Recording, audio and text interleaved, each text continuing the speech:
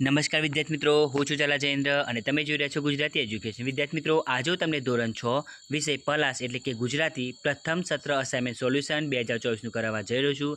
વિદ્યાર્થી મિત્રો, અગાઉની વિડીયોમાં આપણે પ્રશ્ન 1 અને 2નું સંપૂર્ણ સોલ્યુશન જોઈ ચૂક્યા છીએ.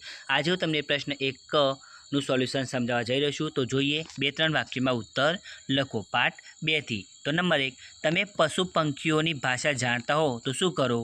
તો હું પશુ પંખીઓની ભાષા જાણતી હોત તો હું તેમની સાથે દરરોજ વાતો કરું, તેમની સાથે વિવિધ રમતો રમું, હું તેમને પૂછીને તેમની જરૂરિયાતો પૂરી કરવા પ્રયત્ન કરું. નંબર 2, હાથીને કઈ વાતનો પસ્તાવો થયો હતો? કેમ?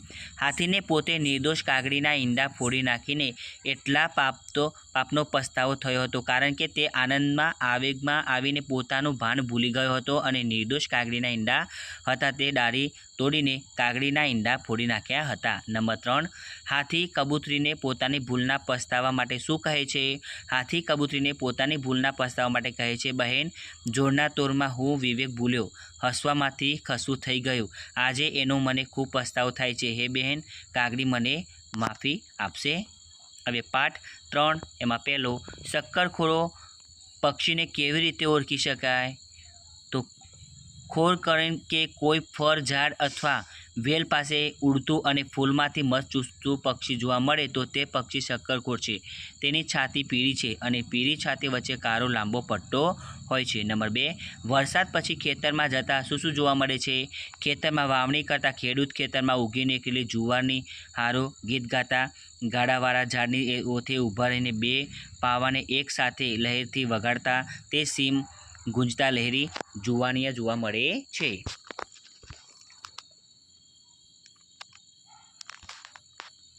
પાઠ 4, એમાં પહેલું, છોટુની જગ્યાએ તમે હોત તો તમે શું કર્યું હોત? છોટુની જગ્યાએ હું હોત તો નિયંત્રણ બોર્ડની પેનલ ઉપરનું લાલ બટન દાબવાનું સાહસ કરત નહીં. યાનમાંથી નીકળેલો હાથ લાંબો થઈ ગયા પછી શું કરે છે તેનું શાંતિથી નિરીક્ષણ કરત. નંબર 2, છોટુના અપેક્ષિત ઉત્તરનો એના પિતાએ શું ઉત્તર આપ્યો? છોટુના પિતાએ કહ્યું કે પોતે જમીન પર ખાસ પ્રકારના સ્પેસ સૂટ પહેરીને જાય છે, એમાંથી એને પ્રાણવાયુ મળે છે. એક ખાસ પ્રકારના બૂટથી ચાલી શકાય, બહારથી અતિશય ઠંડી સામે એમનું રક્ષણ થાય છે, ત્યાં હરવા ફરવા અંગે ખાસ તાલીમ અપાય છે. નંબર 3, વ્યવસ્થાપક સમિતિની બેઠકના આધારે અધ્યક્ષે યાન વિશે શું કહ્યું? વ્યવસ્થાપક સમિતિની બેઠકના અધ્યક્ષે યાન વિશે કહ્યું, એક યાન આસપાસ ચક્રાઓ લે છે, બીજું હજી દૂર છે પરંતુ આવે છે. અહીં જ યાનનો પડોશના ગ્રહમાંથી આવતા હશે તેમ આપના કમ્પ્યુટર લાગે છે. આપને શા પગલાં લેવા તે નક્કી કરવું જોઈએ. હવે પાઠ 6, એમાં પહેલું, ઝવેરચંદ પોતાને પહાડનું બાળક કેમ માનતા હતા?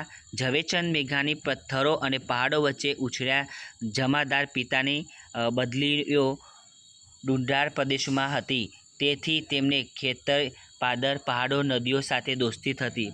પહાડો ભેગથી નદીઓના ઊંડા ધરા, આ બધા તેમના મિત્રો હતા તેથી. નંબર 2, ઝવેરચંદ વેકેશનમાં લાખા પાદર શા માટે પહોંચી જતા? જેમ ગાય વાછરડાને ખેંચે તેમ ઝવેરચંદ મેઘાણીને લાખા પાદરનું થાનું એમની ઊંચી ભેખડો, વસુમાં વાંકડો ઘૂંટો તાણીને વહેતી ગેમથી, ગંગા ડુંગરની બખોલો, પહાડ ભેદની નદીઓના ધરા તેમાં ખેંચતા, બાળપણના સંગીતને મેળવવા વેકેશનમાં ઝવેરચંદ લાખા પાદર આવતા.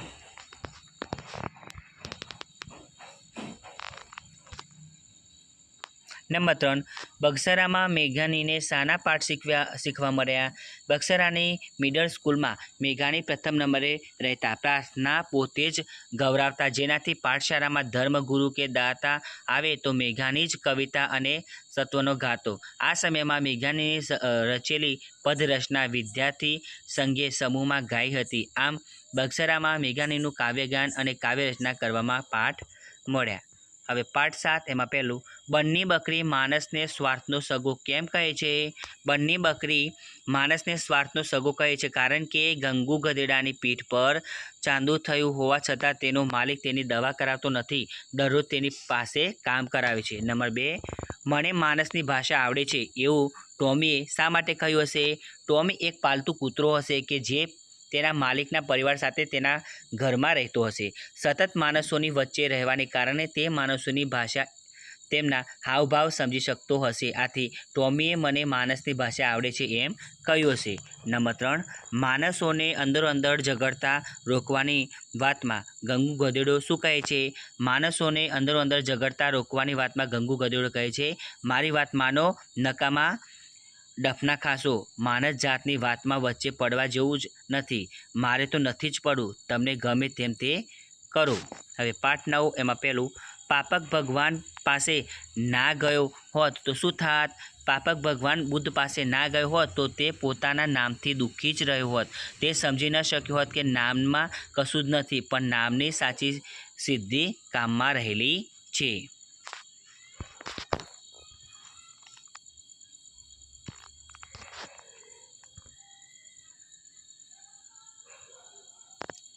નંબર 2, પાપકે ભગવાન બુદ્ધ પાસે જઈ તેમને શી વિનંતી કરી?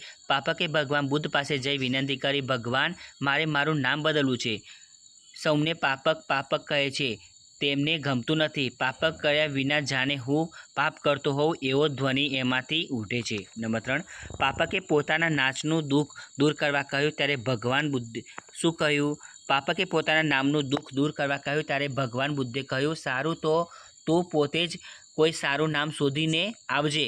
એ નામ તને આપી દઈશું. પણ જો કોઈ એવું નામ મળે જેમાં નામ અને ગુણ બંનેનો મેળ હોય તો વળી વધારે સારું. તું એ જોતો રહેજે. હવે પાઠ 10 એમાં પહેલું, હરકચંદ શેઠ ગામ લોકોને શું લખી આપતા? કેમ? હરકચંદ શેઠ ગામ લોકોને દસ્તાવેજ લખી આપતા, તેમજ ખાતું પાડી આપતા, તેમજ સારા માટા પ્રસંગે કંકોત્રી કે કાળોત્રી પણ લખી આપતા.